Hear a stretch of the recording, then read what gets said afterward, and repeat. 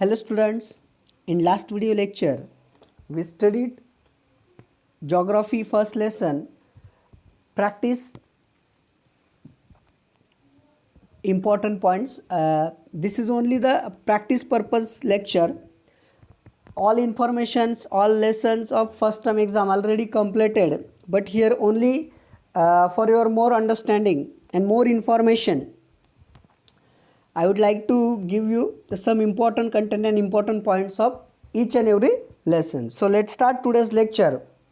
In today's lecture, we studied the important point is that geographical factors affecting population distributions, and in that some important factors such as physical factors, then human factors, then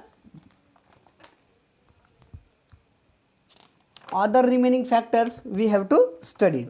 So before that, let's see the important chart, and in that chart we can see the more informations about physical factors and human factors.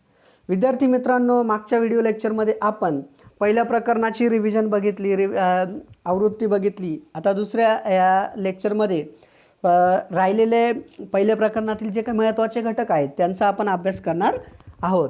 यामध्ये आज आपण महत्त्वाचं म्हणजे प्राकृतिक घटकांचा अभ्यास करणार आहोत.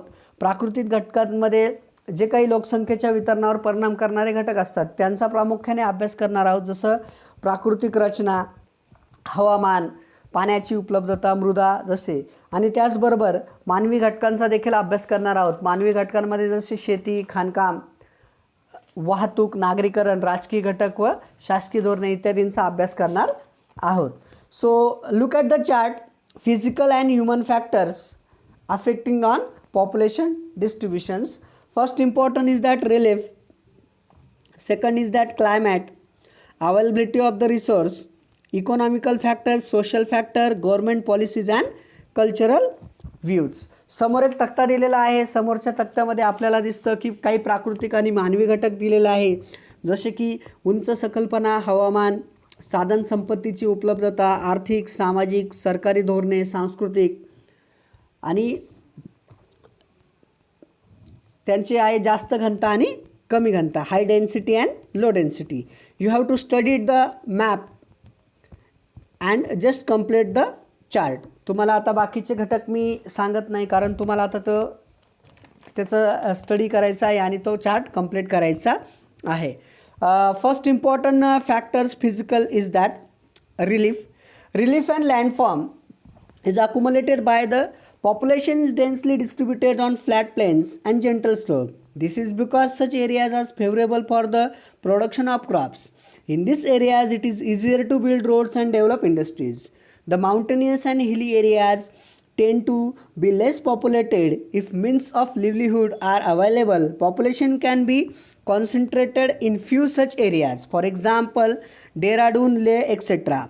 Thus it can be concluded that plateaus or mountainous area are less populated than plains. आता आपण पुढील जे काही घटक आहे, लोकसंख्येच्या वितरणावर परिणाम करणारे जे काही प्राकृतिक घटक आहेत त्यांचा आपण एक एक अभ्यास करणार आहोत. पहिला लोकसंख्येच्या वितरणावर परिणाम करणारा पहिला महत्त्वाचा घटक आहे तो म्हणजे प्राकृतिक घटक. प्राकृतिक घटकातील पहिला महत्त्वाचा घटक आहे तो म्हणजे प्राकृतिक रचना म्हणजेच भूरूपे. मैदानी प्रदेशांमध्ये जसेच मंद उताराच्या प्रदेशामध्ये लोकसंख्येचे वितरण दाट आढळून येते, तसेच मैदानी प्रदेशात शेती व्यवसाय सहजपणे केला जाऊ शकतो. अशा भागात औद्योगिकरण, वाहतूक मार्ग यांचाही विकास सहज होऊ शकतो. डोंगराळ किंवा पर्वतीय प्रदेशात त्या मानाने लोकसंख्या विरळ आढळते. पर्वतीय प्रदेशात जेथे पाण्याची व उदरनिर्वाहाची सोय होते तेथे लोकसंख्या केंद्रित झालेली आढळते, उदाहरणार्थ डेहराडून, लेह इत्यादी. यातून असा निष्कर्ष काढता येतो की पठारी व पर्वतीय प्रदेशांपेक्षा किनारी व मैदानी भागात लोकसंख्या दाट आढळते. Next important fact is that climate. Climate is also affected on populations. According to the climate, two types of the climate such as cold, hot and extremes. In that extreme climate such as very hot and cold, desert or the regions with very heavy rainfall are uncomfortable for human habitation. They have less population areas with an equable climate where there is not much seasonable variation attract more people. Mediterranean regions were inhabited due to their pleasant climate. In cold climate, only people like the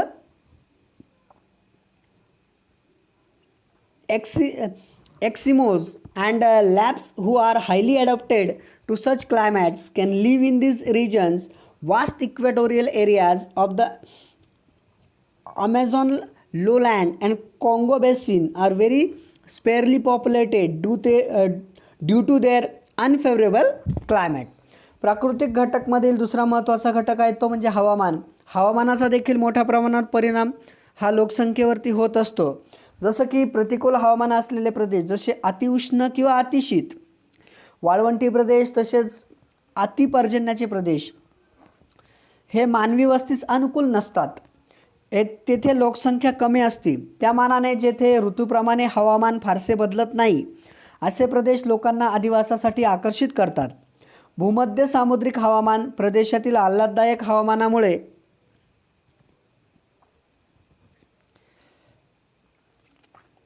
मानवी वस्ती वाढलेली आढळते. तसेच अतिशीत हवामानाच्या प्रदेशामध्ये जसे Eskimo व lapse जमातीतील लोकांनी तेथील हवामानाशी जुळून घेतले आहेत. विषुववृत्तानजीक असलेल्या ॲमेझॉन आणि काँगो नदीच्या खोऱ्यांमध्ये तसेच त्यांच्या सखल प्रदेशामध्ये प्रतिकूल हवामानामुळे लोकसंख्या खूपच विरळ आढळते. Next important physical factor is that availability water.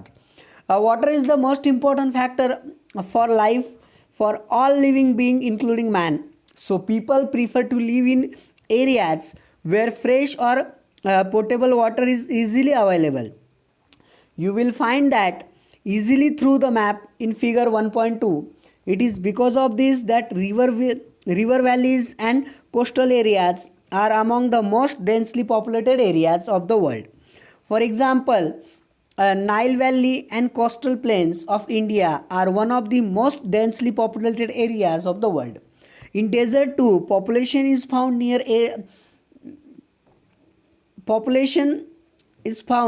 near oases. For example, Falodi from Thar Desert and Al-Hasa from Saudi Arabia have developed around oases.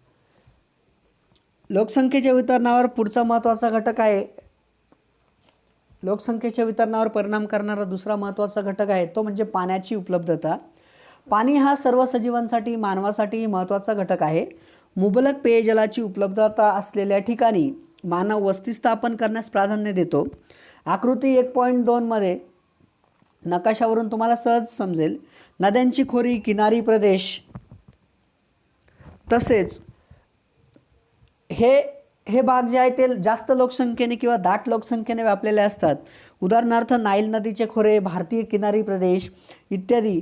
त्याशिवाय वाळवंटातील मरुद्यानेही लोकसंख्येने व्यापलेली आढळतात. उदाहरणार्थ भारतातील फलोदी, सौदी अरेबियातील अल-हसा इत्यादी घटक देखील महत्त्वाचे असतात. त्याच्यामध्ये पाण्याची उपलब्धता मोठ्या प्रमाणावर आढळते. Next important fact is that soils. Fertile soils are important for agriculture and allied activities.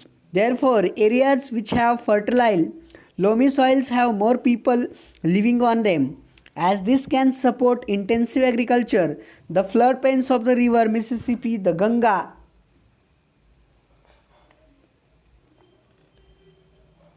the Irrawaddy, the Yangtze are example of areas having high densities of population. Similarly, areas having regular or black soils are also densely populated.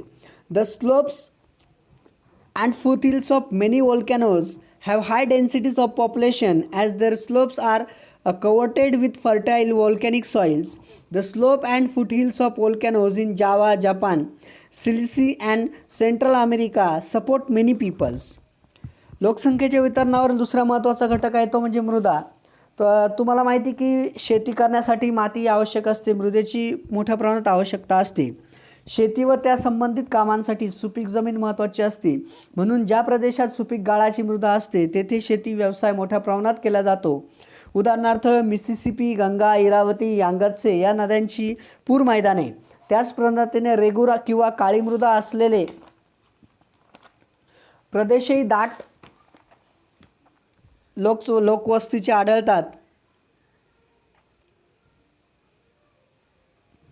दाट लोकवस्तीचे आहेत. ज्वालामुखी मृदा देखील सुपीक असते. अशा मृदेच्या आच्छादनामुळे ज्वालामुखी पर्वताच्या उतारांवर किंवा पायथ्याशी देखील लोकसंख्या अधिक आढळते. जावा, जपान, सिसिली आणि मध्य अमेरिकेतील ज्वालामुखी पर्वतांचे उतार व पायथ्याजवळील लोकसंख्या वसण्यासाठी पूरक बनलेले आहे. Look at the map. Observe the map. Page number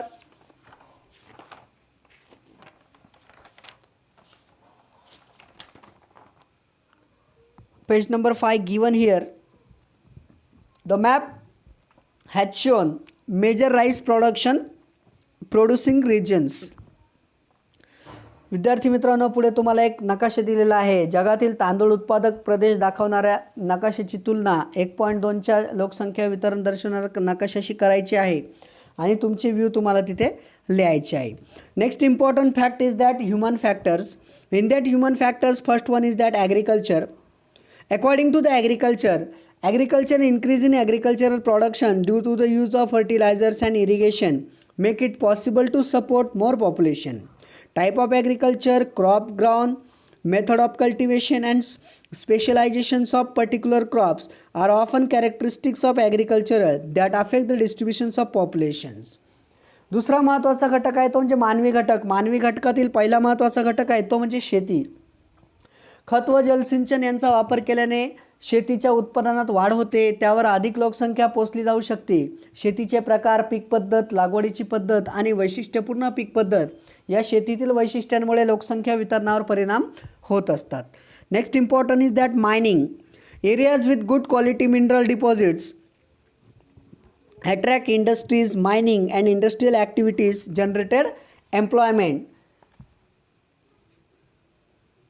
So skilled and semi-skilled workers move to these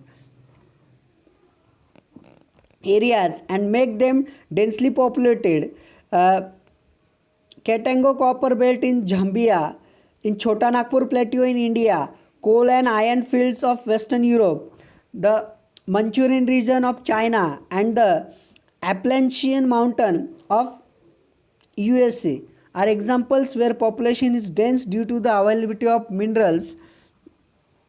Some minerals are highly valuable and they are exact deposit or physical conditions. In such areas, population may be densely. This is true for precious and rare minerals like gold and mineral oil. For example,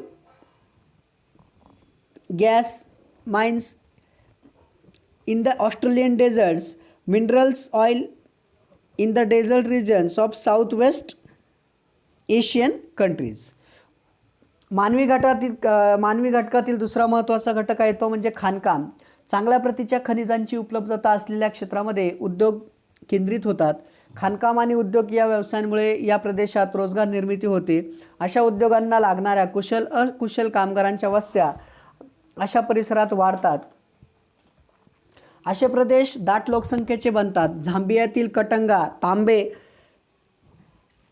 खनिजपट्टा तसेच भारतातील छोटा नागपूर पठारी प्रदेश, याशिवाय पश्चिम Europe, चीनमधील मंचुरिया प्रांत, अमेरिकेच्या संयुक्त संस्थानातील ॲप्लेशियन पर्वतीय प्रदेशातील लोह व दगडी कोळशाचा प्रदेश इत्यादी खनिजांमुळे हे प्रदेश दाट लोकवस्तीचे बनले आहेत.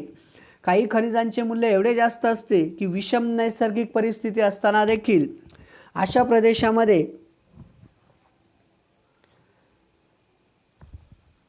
प्रदेशात खनिजांचे उत्पादन घेतले जाते. अशा भागात लोकवस्ती दाट आढळते. असे प्रामुख्याने मौल्यवान व दुर्मिळ खनिजांच्या बाबतीत घडते, जसे सोने, खनिज तेल, वायू इत्यादी. उदाहरणार्थ ऑस्ट्रेलियातील वाळवंटी प्रदेशातील सोन्याच्या खाणीचा प्रदेश, नैऋत्य आशियातील वाळवंटात असलेले खनिज तेल उत्पादक देश इत्यादी.